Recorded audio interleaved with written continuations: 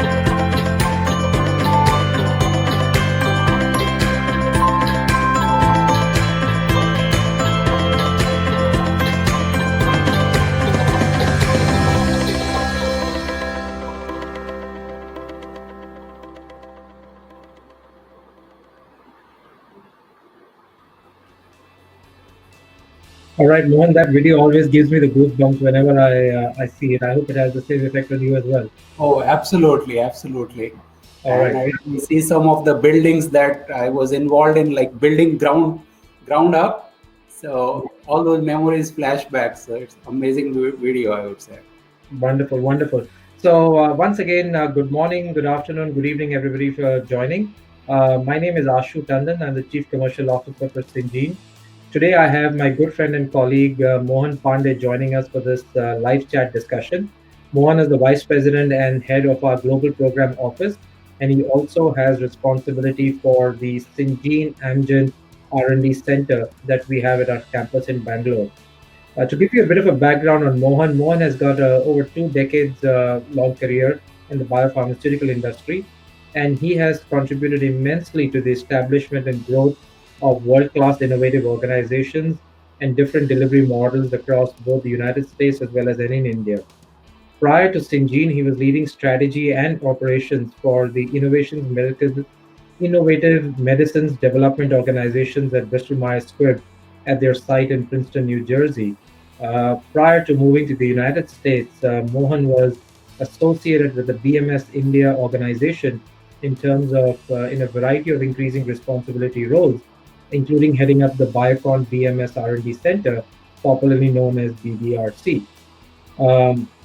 Prior to his association with BMS and Syngene, Mohan's passion for R&D management really started early on in his career with Dr. Reddy's Laboratories in Hyderabad.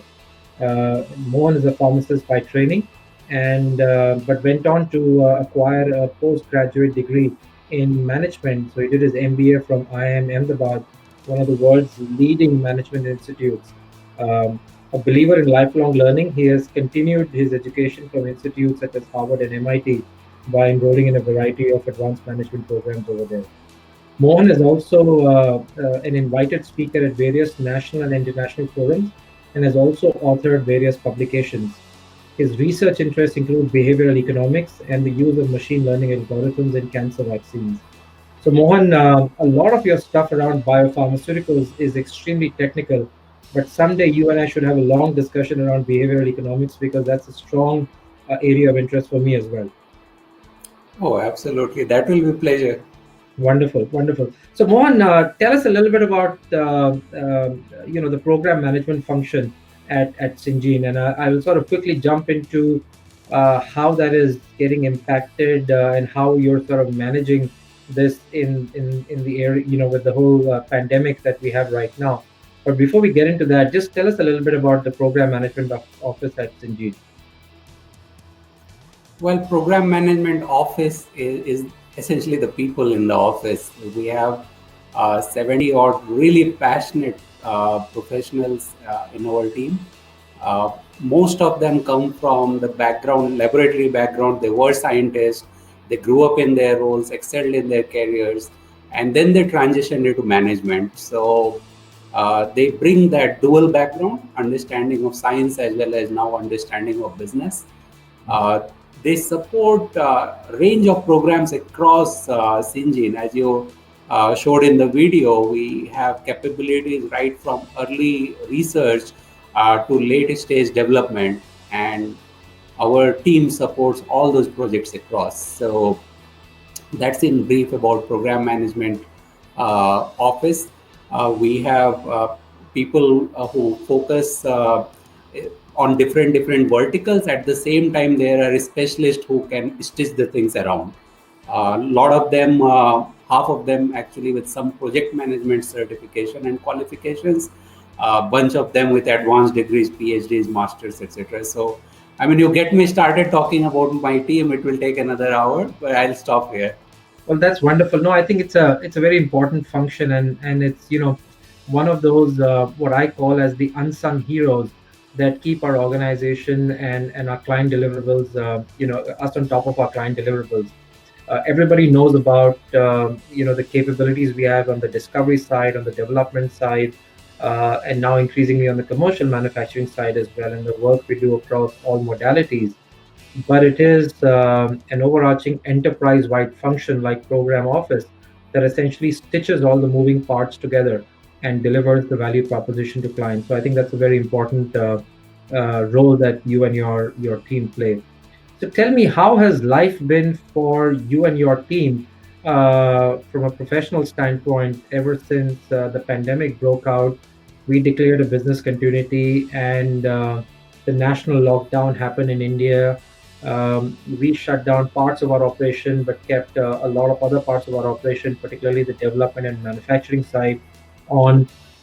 How has your team sort of evolved and adjusted to this new reality that we are facing currently?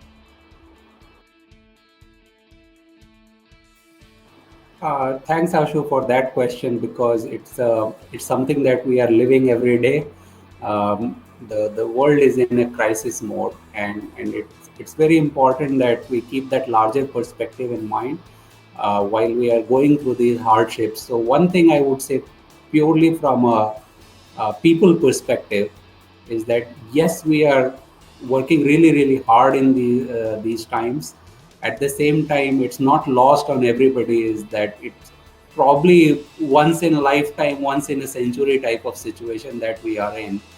At the same time, it's kind of a privilege that all of us feel that we have an ability to contribute, and we contribute to things which are really important. So, as you mentioned, that there was lockdown, but we are part of essential industry. There are a bunch of things that we do, for example, which go into clinical trials. So we can't have our patients waiting, and we had to rise up to the occasion. Uh, it, it was transformational experience for many of us. Typically talking of program management itself or project management, there are three areas where we had to ramp up. All of us had to ramp up very quickly. One is in terms of procurement management, and that started even before the crisis hit India. We had to anticipate what impact it can create on the supply chain, and we started preparing for this. And then in terms of risk management, that ability we had to ramp up. And finally, I would say it's extremely important in these moments is communication management. Mhm. So the entire project management team had to get very involved along with your team, and we had fantastic partnership in reaching out to our clients and keeping them in tune with the realities that we were facing, also adjusting to their requirements. So it's the communication was back and forth. So I would say that those three key areas of project management we had to ramp up very quickly and adjusting to a new work environment for ourselves. Yeah. So that's basically what how I would characterize our current situation. Yeah, so that's interesting. And one of the questions that a lot of our clients ask us is, with the lockdown in India, with the impact early on in China, and then reopening in China, how are we sort of addressing the issue of raw material procurement? And I know it's not directly under you, but your team sort of program manages that to make sure we get it just in time, or right on time rather. Could you talk to us a little bit about that overall situation and how we are managing to continuously deliver on the promise to our clients? Absolutely. So we have a very strong supply chain management team. Um, uh, I would say perhaps the best in industry that one can think of. Very well oiled machinery in terms of logistics, and in terms of understanding who our suppliers are, what are their capabilities, and where we partnered together, two teams, supply chain management and program management, in terms of understanding what are the alternate vendors for all the raw materials that we might need. That was one part of it. The second part is stocking up, and that's where it was a very intense exercise in understanding up to what duration, and that was anybody's call in terms of how long do you want to stock up. Yeah. And we took our business decisions, which has served us very well. So working together, we were able to identify alternate vendors, identify items to stock. One very critical component in this period that we did is indigenization of our sources. So how far can we source from within country? How much of material we can still have from outside? So all of this went into the equation, and we had to optimize that in real time. So that's the kind of phenomenal work done by our supply chain. Yeah, well, I think that's a great point you bring out. The indigenization of supplies is something that I know has been a one of the strategic drivers for the supply chain organization as well, and we are sort of now reaping the fruits of all that work that we did over the last couple of years, and even sort of accelerating it during this time period has been very helpful. Um, you know. None of us, right? We've all created business continuity plans and we have looked at different scenarios. Um, in this hopefully once in a lifetime pandemic. I mean, I've had now my share of pandemic over the last few weeks. Hopefully, this is a once in a lifetime pandemic. But is it actually possible to have a BCP for a pandemic such as this? Not for this. I would say that this I will classify as a bona fide black swan event, Hmm. and typically nobody plans for this, right? What we do is, I mean, we have a strong business continuity plan, and in that plan, it is that if one of our sites get impacted, then how would we continue to provide service to our clients, right? Yeah. And that's a very good plan that we have. In this case, that we can't have the alternate side because everybody else also is locked down, right? Yeah. It's not just us locked down or suppliers are locked down. It's not just that our clients are locked down. So this goes way off from a business continuity planning. Kind of, it's like economic continuity planning. If somebody has to do, right? Yeah. Yeah. So I would be honest about it that we didn't have this kind of a plan. Nobody had. However, what I would say is that in our business continuity plan, one thing that we have focused on being resilient, Mhm. and when we simulated all the scenarios that this can go wrong, that can go wrong, actually we had a model in mind in terms of when a crisis happens, there is a crisis management team which gets together and we get into a rhythm of managing that crisis. That framework that we had, that has served us really well. So what I would say is that the plan itself may not have been useful in this, but the framework that we developed because of that plan has served us really well. Yeah. Well, one of the things I always say is that plans can always change, and that's Yeah. fine. But if you've done the planning, then you're really sort of you're ready to adapt to any changing scenario. So I think that's sort of one of the things you're getting to. Yeah. We have about 50 people on the webinar right now, and I did want to say to all the attendees, there is on the right hand side of your screen, there is a red colored rectangle with three white dots on it. If you click on it, a window opens up on the side, which also has a variety of options, which includes a chat option. So if you go onto the chat option, you can send in your questions or comments to Mohan and myself, and we will do our best to go through as many questions as we can. So we'll do that. So Mohan, I have a list of questions that I had prepared to ask to you, but we have one question that's coming from one of the team members from one of the attendees over here, is that it's obvious that this epidemic is going to have a much larger impact than many of us estimated a few weeks ago, and probably even longer than we estimated. In such a scenario, how does a program manager align with the client's priority and expectations to achieve, milestones and deliverables? Great question.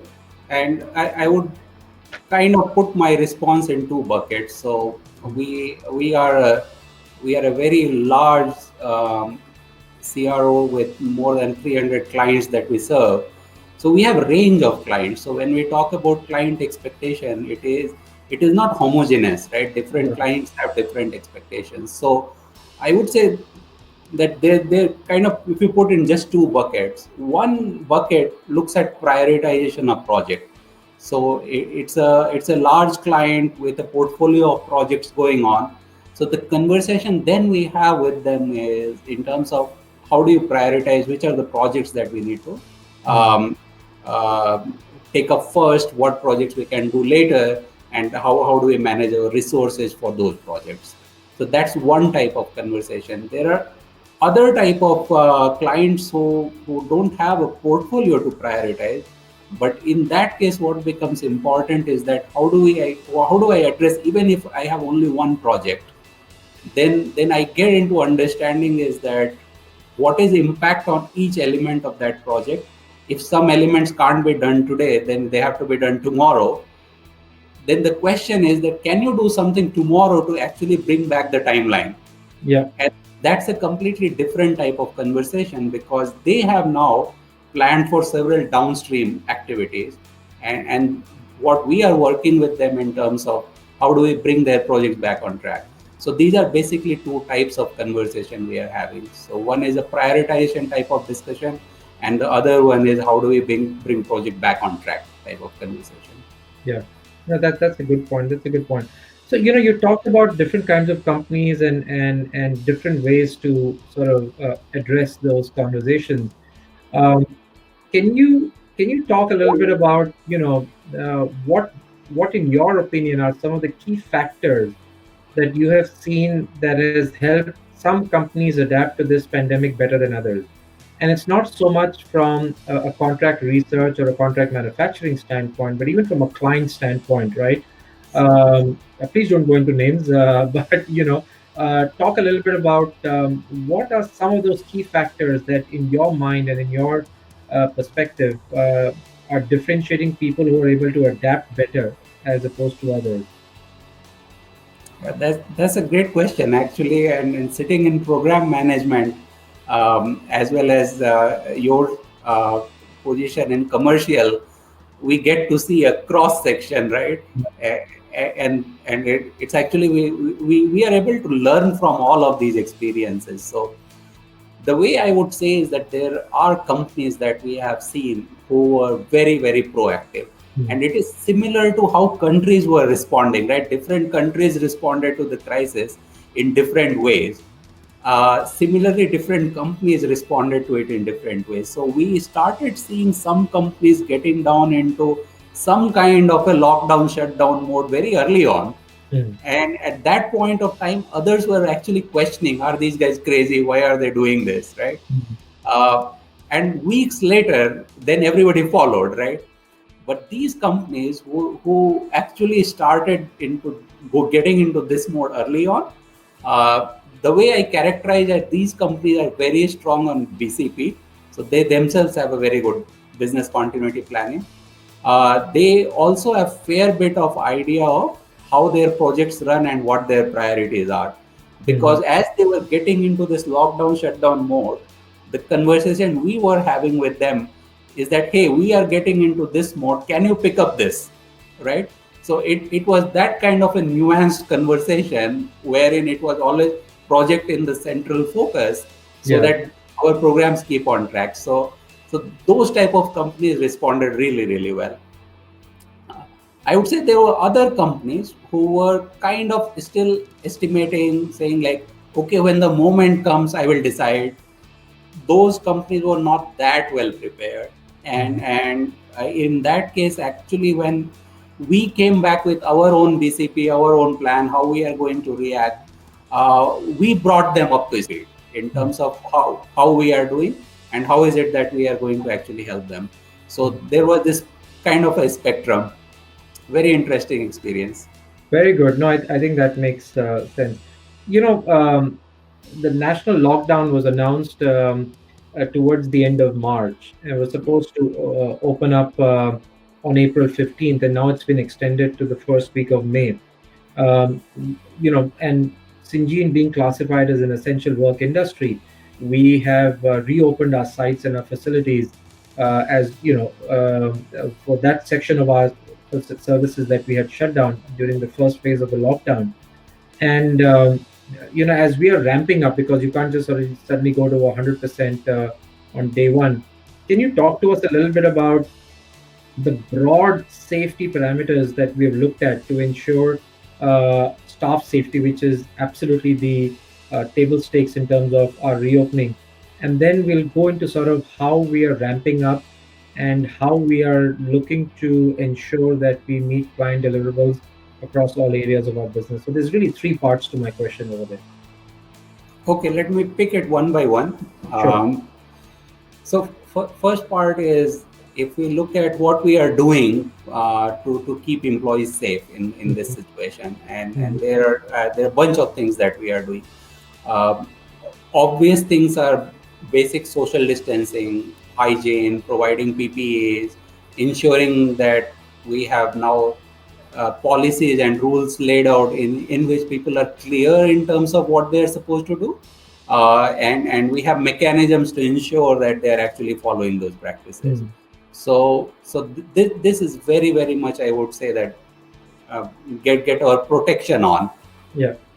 The second piece is that fundamentally changing the how we are kind of way of working to ensure that population density goes down. For example, adapting to a shift working kind of a model, Yeah. uh, kind of carving out zones in the territory so that people don't need to do unnecessary movements and they are in an area where they are supposed to be, where their work is. So in this mechanism, as well as ensuring that everybody who can work from home is actually working from home. So if we put all of these things together, essentially what we are achieving is that we are minimizing the opportunity of that contact, uh, because of which there may be a transmission, right? So all of these are our mechanisms through which we are ensuring this distancing, less density, so the opportunities, probability of transmission reduces. Uh, then we are also pumping up our surveillance. So there is obviously, if anybody enters the site, we have a thermal monitoring for that. We have a questionnaire filled. We also are asking our employees actually to monitor their own temperature regularly, and report that. So if you say all of it put together, it's creating a very, very strong package that the transmission at our site, through our site, that risk is minimized. Yeah. No, wonderful, wonderful. And so how are we? How in your view are we ramping up to ensure that whatever delays that happen in terms of our deliverables, from a product development, well, from a discovery development as well as manufacturing standpoint, how are we accelerating some parts of it? Are we sort of taking it up in a phased approach? Could you talk to us a little bit about that? We are taking a phased approach. It is again, I would say, I mentioned the word risk management. Yeah. We are basically doing it in a staggered fashion. The core reason I would say is that we also want to learn how we ramp up, because it's a new model. I mean, earlier it was a general shift operation. Now we move to a evening shift, morning shift, that Mm. kind of operation. So Yeah. along with that, entire logistics come in picture, like getting employees Mm. on site, taking them back home safely. So all of that has to be optimized now. So what we are doing is we are ramping up in a phased manner. We are starting with areas which are absolutely essential. You start with that first. We are also piloting very innovative strategy because it's also our opportunity to experiment various working models. So since we don't know which one model is the optimal model, we are uh, piloting various models together, and in next 2 weeks we will know which model works best for us. So that's basically the idea. It's a risk managed approach, staggered approach. At the same time, we are also doing bit of experiment in terms of which models work best for us. Wonderful, wonderful. So, we talked about sort of the risk managed approach and how we're scaling this up, right? And when we look at the global program management office, um, all of these people in your team are all working from home, and Yes. and there are pros and cons of this, right? And literally, pretty much the whole world right now is working from home, apart from essential workers, doctors, nurses, grocery store workers, custodial staff, etc. Um, do you think this new norm of working from home for program managers is sort of going to be continued once we are back to whatever is normal in the future? Or do you think it'll go back to us having offices where we have a large number of program managers sitting in the offices? Or maybe it will be some third model that we still don't know. Yeah, Uh, a sure. mix Yeah, of these, right? yeah, So I would say many of us and people on the call also would attest to that. For long, we have been in this global world, right? Global village, and we have been managing global programs. So if you see from a project management perspective, when I am managing a global program and which I have done for a number of years, uh, even though some of my team members may be in Bangalore, there were times when like 80% people are not in Bangalore and still project gets managed, right? sure. So I think that's kind of a unique skill set that program managers brought in this scenario, where we were comfortable with dealing with these distances, right? And not only we stitch program together, we basically stitch geographies together in our program. Yeah, So that experience has come very handy. So I would say that therefore adaptation was not that bad. We adapted very quickly. Would we continue to remain in this mode? Time will tell. There is there is clearly experimental data now that suggests that we can effectively work in this model, at least from yeah, program management perspective, because we are delivering on our like routine deliverables for sure. But in fact, because of the COVID scenario, we had to do much more, and which team has risen up to occasion as it is doing.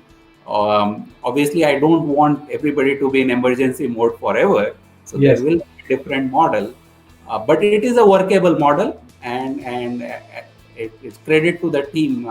We have made it work. Okay. Okay, good. I have a couple of questions that have come in through the chat, and actually, there are more than a couple that have come in, so I'm just going to read them out. Mhm. Uh, how has this whole COVID-19 situation affected the relationship of biopharmaceutical companies with their supplier base? I mean, do you think there is any early trends or any things that you're noticing in the last 6 weeks that might point to a change in the relationship level? Well, that's a great question. Uh, it's a it's interesting how different companies have responded to this Mm. situation, right? So there has been one type of response is that if you have a distributed supply chain, it's kind of anti-globalization thing, right? So like have everything close home inside your country inside your company. So this this argument has tremendous amount of merit, because once you hit a supply chain crisis like this, you recognize that there are limits of actually globalizing your supply chain. Uh, the second dimension of this problem we have seen is also the fact that there is a trade-off in this supply chain, right? So it's not as much as that to what extent have you globalized. It's also about, did you globalize and then concentrate everything in one place, right?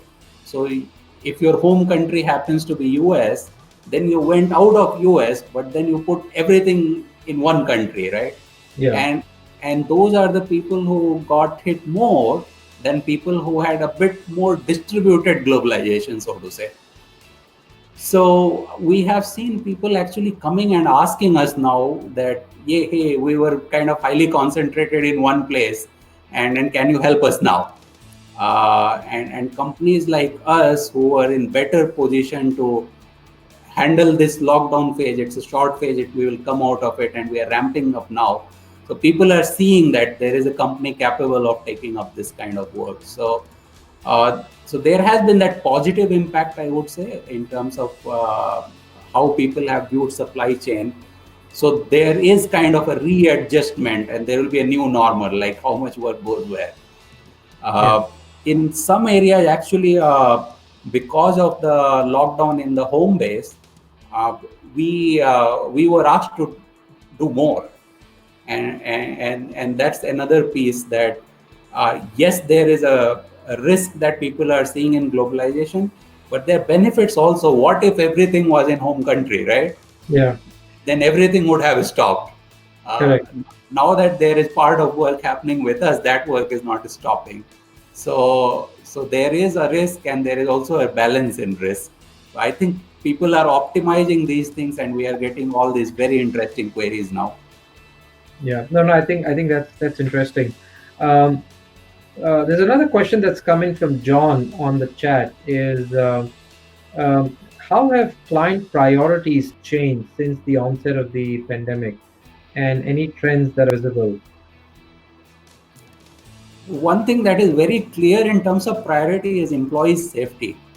Yeah. Uh, I think I would say there is no exception. All clients have come back to us. They talked about their employee safety is of paramount importance to them, and all of them aligned with us that our employee safety is also paramount importance. So Yeah. uh, I think this was a great thing. I mean, we are obviously in a commercial setup, and we have businesses to run, but there was not a single instance where anybody said that anything comes before employee safety. So that is top priority, everybody's top priority. In terms of the projects that they work on, there is a bit of shift noticed. Whoever has capability to do it is shift in terms of COVID-19 research. Hmm. So people who had variety of like cancer programs and programs in respiratory area, cardiovascular area, I think those are all very, very important things, and we will continue to work on that in foreseeable future. This suddenly, however, has raised interest in uh, infection and infectious disease area, specifically COVID-19 research. So, in some clients, if you see the project base, we are seeing that increasing interest in the COVID-19 related research. And very, very importantly, I would like to mention is, given our wide range of capabilities, Ashu, we are Hmm. very well positioned to support that these new requests that are coming in terms of COVID-19 research. And right from testing to treatment to vaccines, we have wide capabilities, and we have actually started supporting clients in terms of these new priorities. Yeah. Well, you touched upon a question that I was going to ask next, right? In terms Oh. of, and I got this on the chat as well. Our attendees are asking us, what is Syngene doing to combat the COVID-19 crisis? And you talked about tests and treatment and vaccines and others. So, Um, Without divulging any client confidentiality, could you give us a bit of an overview as to what are we doing across each one of these four different areas? Sure. So, yeah, the comment you mentioned without divulging client confidentiality. So let me redact it to the extent I can. So testing is very important piece that we are not even thinking of as a commercial opportunity. Yeah, More testing that gets done in the country, it's good, right? So we are partnering with hospitals around our campus and trying to support them, because we also have a very strong clinical development team, and we have a full-fledged lab. So we are trying to help community basically. So that's one very simple basic level need that we are trying to fulfill. At the same time, what we have also recognized is that if you see the world around us, all these serology assay kits that have come to market, these were first wave of things that came, and they were not really optimized. There are lots of recalls happening now that these kits were not good, so on and so forth. We have a very strong biology team, and we had Jayashree on the previous chat, right? Tremendous amount of capabilities, and we are investigating how we can actually help improving these assets and come with some next generation of it. So that's another strong area of focus. uh, the other piece is this: all this testing capacity is kind of limited in terms of how many kits that can be manufactured in a short amount of time. And therefore, we are also seeing in terms of supply chain of that whole ecosystem, yeah, we have a strong opportunity to play a role there in terms of contributing to efforts made by other kit manufacturers. So these are range of things that we are doing. And then we have a very strong drug discovery team, and you can't stop scientists from thinking in terms of here is a problem and I may have a solution. So you can't stop them, right? yeah. So they are coming every day with new ideas, and we have a mechanism to evaluate those new ideas and see how we can come up with new scientific insights actually. Things like drug repurposing, for example. So we are focusing on that. Then there are manufacturing opportunities, right? So anything related to COVID-19 that requires manufacturing capacity, we are very well positioned to do that. Uh, and then in terms of vaccine development, obviously, so other things are immediate need, this testing and everything, but all of us know that we are not out of the woods till we have vaccines. So there is tremendous amount of interest across world in terms of various new vaccines for COVID-19, and we are partnering with various organizations, public and private, to see how we can help in vaccine research itself. Then in terms of genomics capabilities that we have, we can help with epidemiological surveillance type of things. That's there. And then there are things which even our material sciences group, so they are fantastic scientists there who can come up with new ideas which can help us in terms of assistive hospital assistive equipment and other things where we can help. So a range of capabilities that we are bringing, and Wonderful. I hope I redacted it enough, Ashu. Yeah, no, I think that was good. Couple of other questions that have come up on the chat is, and I think this is a really great question that, every crisis, while we're dealing with a crisis, also throws up a lot of opportunities. Yes. And, so when we look at the things that you're seeing from a program management perspective, what kind of changes in processes or practices do you anticipate sort of keeping on post COVID-19, and particularly with respect to program management? Oh, great question. So as I said, we are running some experiments, real Yeah. life experiments, and we'll learn a lot from that. So those Yeah. those things will get into our model. Uh, in terms of core project management, I would say there will be much more respect for risk management Yeah. now. I think when we used to talk about it like several years ago, Mm. that didn't get like that much positive response. Now people appreciate that there is something called risk management, and which is very important. Yeah, Uh, so I think that one will change. One new thing that will also get added to project management kitty, if I were to say, in terms of understanding when you truly have an opportunity and when you don't have it. So when you are swamped in this kind of a crisis situation with hundreds of new ideas, yeah, how do you actually filter it and work on three or four which can actually make difference, right? correct. So we are also going to learn really, really good decision making tools now in terms of when early stage ideas come, which ones have merit and which ones don't. So we will have some new lessons learned on that as well.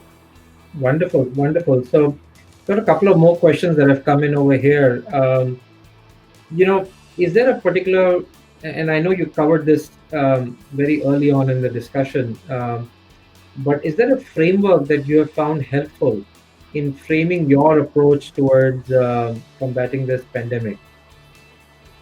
Yes, yes. So uh, the I would address it from one science perspective, other one is from a business perspective. So we have to combat this pandemic from a science perspective to address the disease itself, right? Mhm.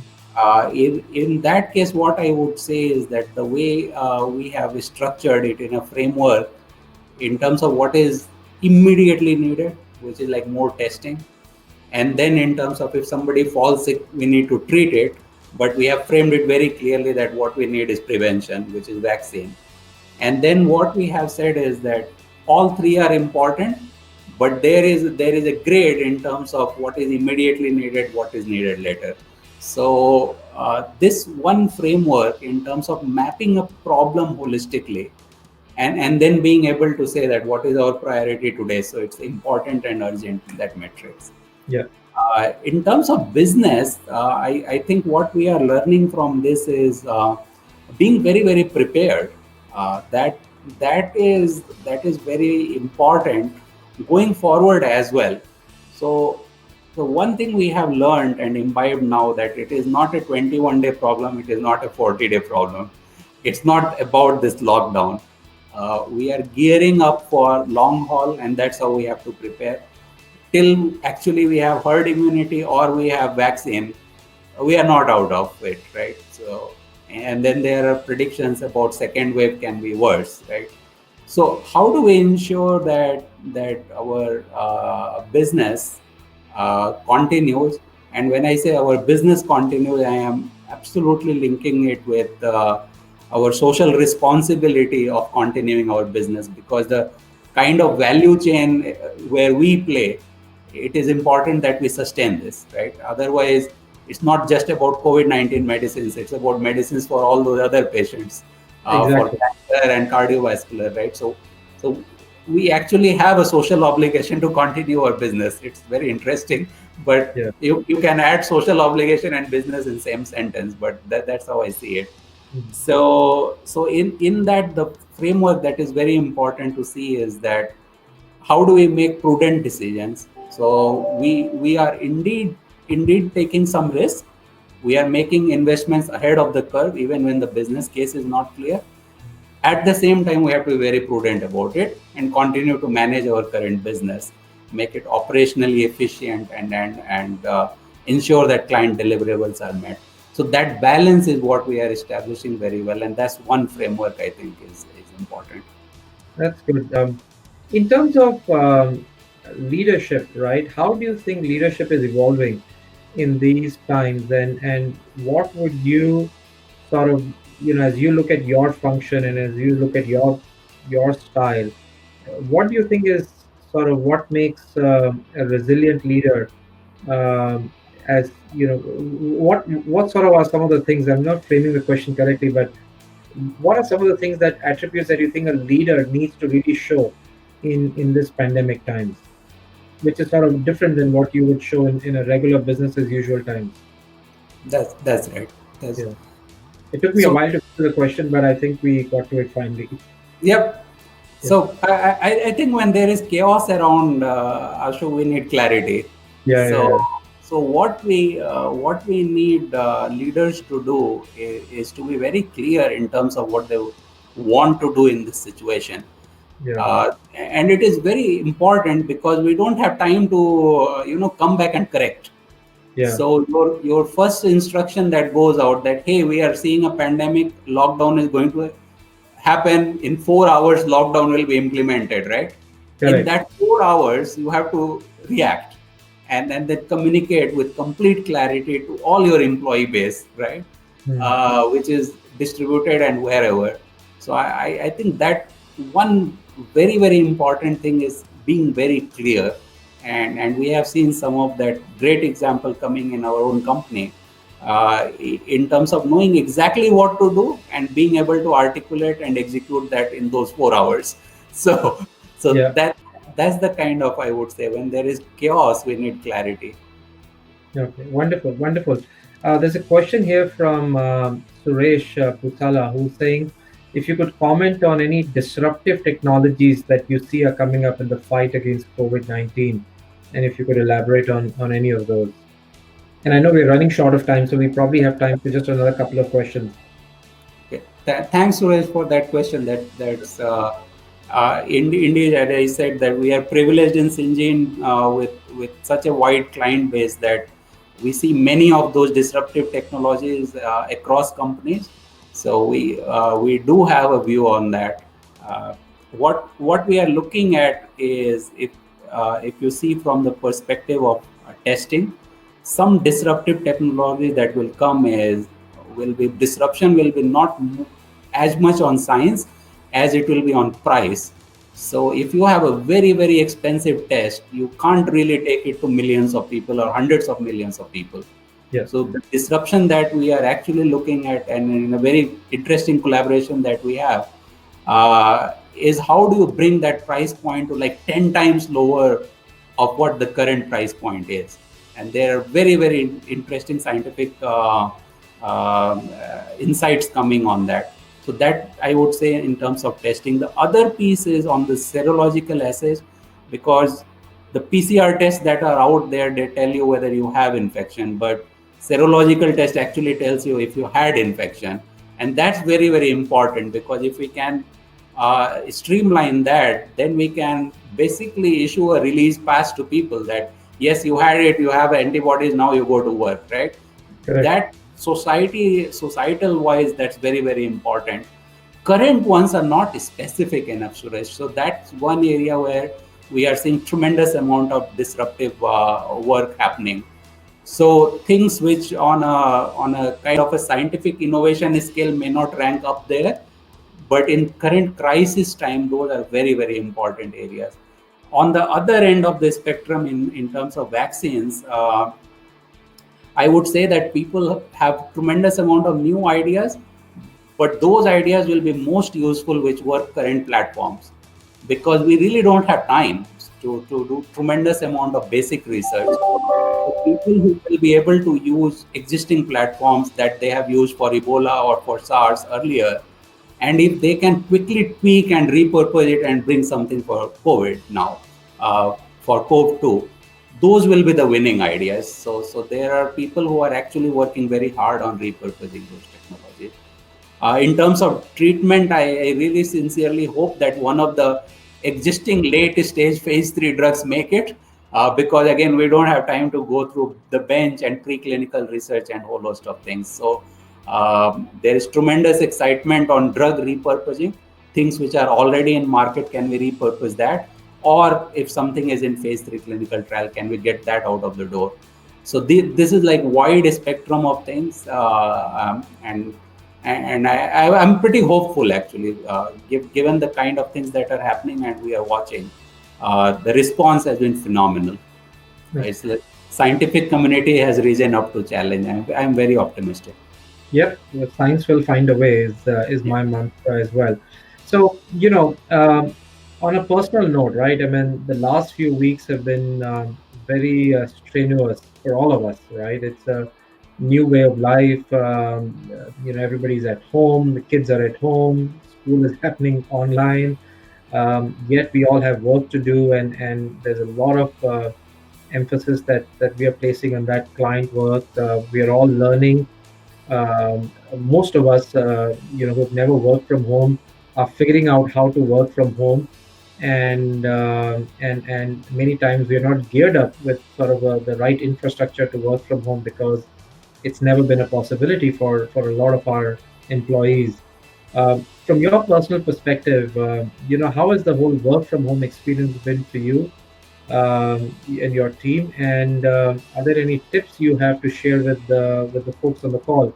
And I think that can be probably our last question for the day.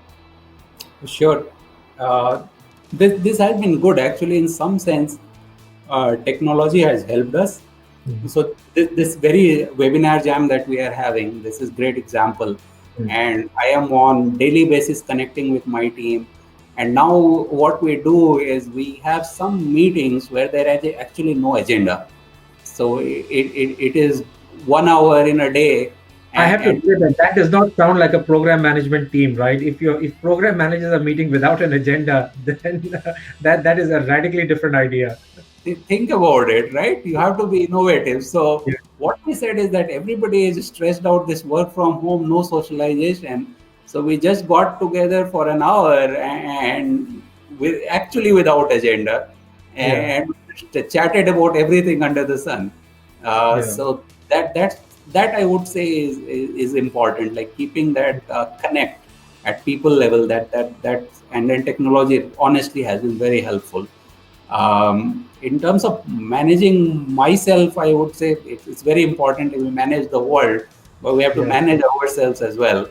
And it's not been easy for any of us. So my trick has been subject switching. So when I get tired with something, then I switch to another subject. I have been doing some readings that I had not done in a long time, enjoying some of the quantum physics. So when you are too tired with COVID, try reading quantum mechanics. You will feel better. yeah. Might work as a cure for my insomnia, if not for anything else. So, so that might work out. But Mohan, thank you so much. I also want to thank the 50 odd participants that we had today. Thank you so much for joining. We will put the contents of this conversation out on our LinkedIn page.